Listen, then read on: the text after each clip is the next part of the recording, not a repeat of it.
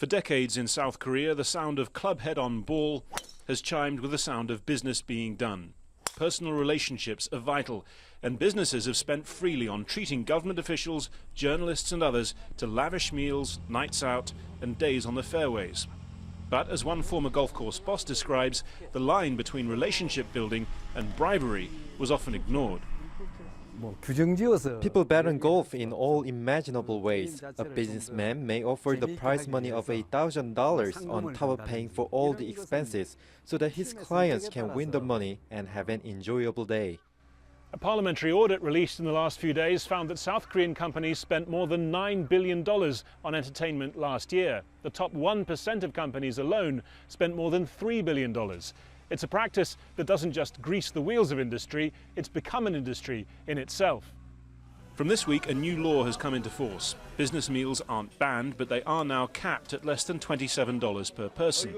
Gift sets bought with company money must come in under 50,000 won, or about $45. Wedding and funeral donations under $90. It's thrown South Korea's PR industry into a spin as people try to work out how to do business without breaking the law. Among the questions asked at this preparatory session, could clients still drink champagne at a wine tasting event? But a lot of entertaining is done in much more private settings, so-called room salons like this one, where we film secretly.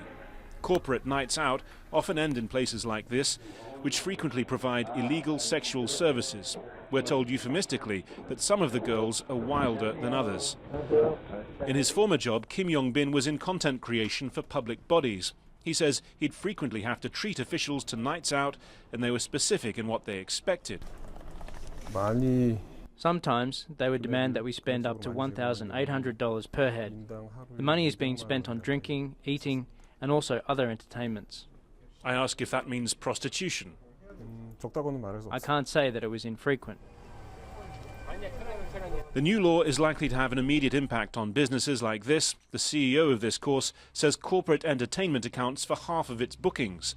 The bigger question is whether the new rules of play will be adhered to, or whether companies will just find new ways to bend and break them. Harry Fawcett, Al Jazeera, Gangwon Province, South Korea.